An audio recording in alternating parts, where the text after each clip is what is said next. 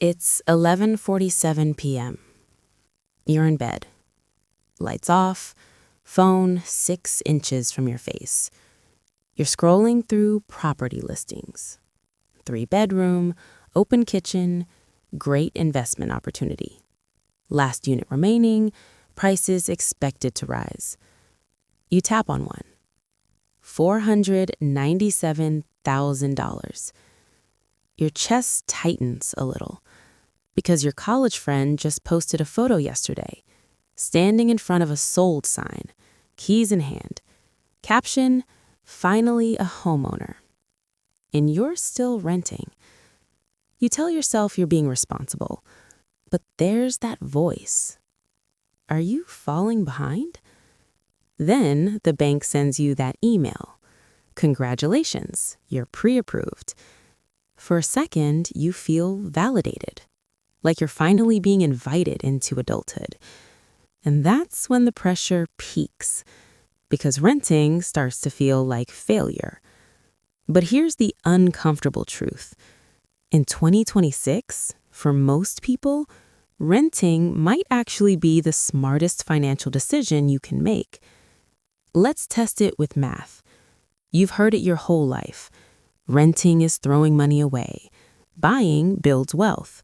Real estate always goes up. If you don't buy now, you'll be priced out forever.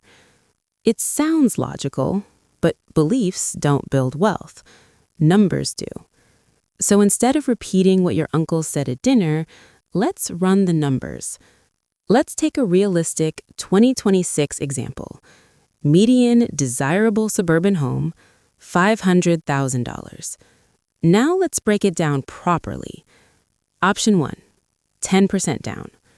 Down payment, $50,000. Mortgage, $450,000. Interest rate, 6%. Monthly mortgage payment, approximately $2,700. But that's not the real number. Add property tax, 1.2%, $500 a month. Insurance, $200 a month. PMI, because less than 20%, $250 a month. Maintenance, 1% rule, $417 a month.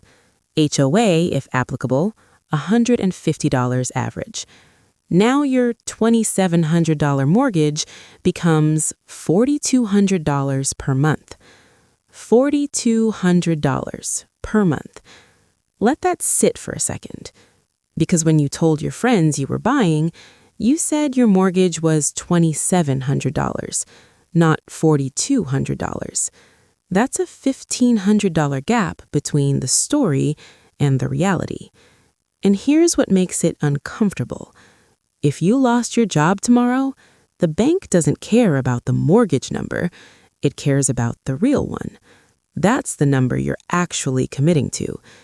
And we haven't included closing costs or repairs or furniture or the opportunity cost of $50,000. Now let's try 20% down. Option 2, 20% down. Down payment, $100,000. Mortgage, $400,000. Payment at 6%, approximately $2,400. Add property tax, $500. Insurance, $200. Maintenance, $417. HOA, $150. Total, approximately $3,667 per month.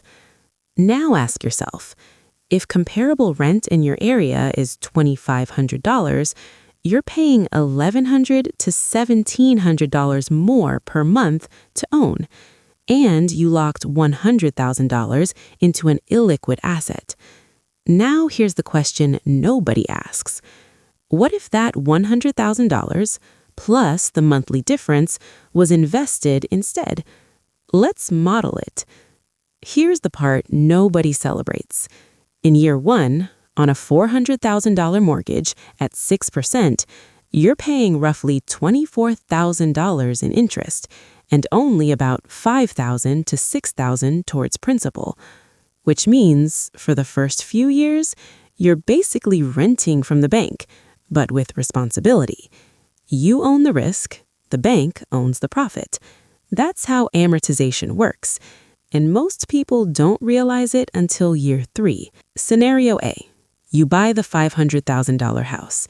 You put $100,000 down. You pay $3,667 per month. After 5 years, you've built some equity, but most early mortgage payments go to interest. Assume modest appreciation at 3%. Home value after 5 years, approximately $580,000. Sounds good, but subtract selling costs, 6%, subtract the remaining mortgage, your net gain isn't nearly what you think. Scenario B. You rent plus invest. You rent for $2,500. You invest $100,000 upfront, $1,100 monthly difference, at a conservative 7% annual return. After 5 years, your investment portfolio is approximately $215,000 to $230,000. Liquid, accessible, not tied to one zip code. Now here's where it gets uncomfortable. If you sell after 5 years, you might walk away with less than you expected, after agent fees, after closing costs, after interest paid. All that stress, all that commitment, all that pressure for a result that might be financially average. And the renter, they can move cities, switch jobs, deploy capital, adapt. Flexibility doesn't look impressive, but it compounds quietly. Now extend to 10 years. Compounding accelerates. Liquidity compounds. Flexibility compounds. And here's the uncomfortable part. In many moderate growth markets, the renter-investor can end up with equal or greater net worth without locking into debt, and with far less risk. So why does buying feel smarter? Because it feels like success. It signals adulthood, stability, achievement. Your parents expect it, your friends normalize it, Instagram rewards it. Nobody posts, "Just renewed my lease," feeling financially optimized. We associate ownership with maturity, but most people aren't buying because it makes financial sense. They're buying because it makes emotional sense. They don't want to feel left out. They don't want to feel temporary. They don't want to feel behind. But financial decisions made to relieve anxiety usually create more of it. Interest rates remain around 6%. Inventory is tight because homeowners with 3% mortgages refuse to sell. This creates a lock-in effect. Prices aren't crashing, but they're not exploding either. Insurance premiums are rising, property taxes are adjusting upward, maintenance costs haven't gone down. A crash is unlikely, but stagnation, very possible. Which means your home might grow slowly while your opportunity cost compounds quietly elsewhere. This isn't 2012. It's not a distressed market. It's a high-price, high-rate environment. And math behaves differently here. Buying isn't bad. Buying at the wrong time, at the wrong income level, is. Buying makes sense when you're staying 10+ years. You have 20% down. You have a strong emergency fund. Your debt to income is comfortable. A payment doesn't stretch your lifestyle. You're buying stability, not validation. For everyone else, renting isn't failure. It's strategy. It's optionality. It's capital efficiency. It's patience. And patience compounds. You're not behind. You're not irresponsible. You're not missing out. You're choosing flexibility. You're choosing liquidity. You're choosing math over emotion. The bank wants you to qualify. The market wants you to compete. Social media wants you to compare. But you get to decide what actually makes your life better.